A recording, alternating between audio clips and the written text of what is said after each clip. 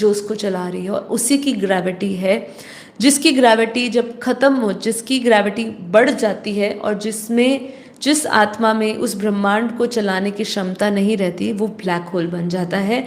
वो सारी ऊर्जा अपनी खींच लेता है, सारी ब्रह्मांड की ऊर्जा खींच लेता है और वो ब्लैक होल बन जाता है। और ब्लैक मतलब काला दिखता इसलिए नहीं क्योंकि वो परम प्रकाश, परम तत्व है जो भौतिकी कैमरा में नहीं आते हैं।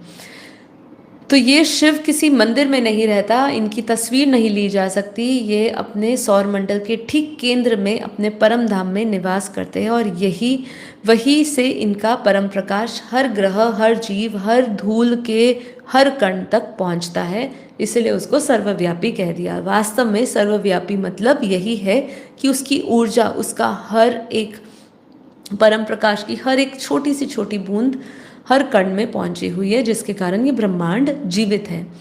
ठीक है, अब इसके आगे हम बात करने वाले हैं पावर का 10% शक्ति घटती क्यों है यहाँ पे, चाहे शिव हो, क्योंकि ब्लैक होल क्या है, ब्लैक होल महाशिव है। बापूजी ने वीडियो में बताया है कि शिव जो है वो भी किसको ध्याता है। आप देखते हैं, चलिए शिव शंकर का भेद नहीं समझते हैं, भक्ति में शिव और शंकर को एक कर दिया।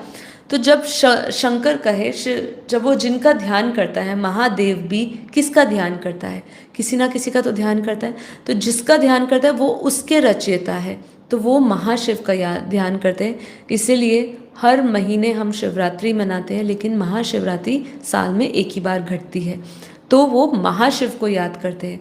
तो बापूजी ने कहा महाशिव मतलब महाब्रह्मांड का मालिक, जिसको बोलते हैं गैलेक्सी, आकाशगंगा।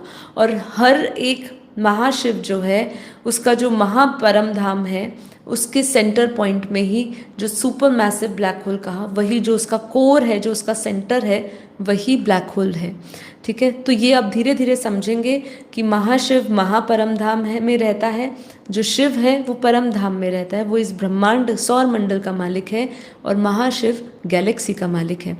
तो मतलब आप समझिए, जब हम कह रहे हैं कि एक गैलेक्सी में 400 अरब सौर मंडल, अब तो ज़्यादा खोज हो गई होगी, मैं एक आंकड़ा ले रही हूँ, 400 से 800 अरब लगभग जितने भी अभी हमारे महाब्रह्मांड में ब्रह्मांड घूम रहे हैं गैलेक्सी में, तो उसके अंदर जब गैलेक्सी समेटता है, गैलेक्सी वाइंड अप करता है, तब वो सारे के सारे ब्रह्मांड अपने अंदर समा लेता है।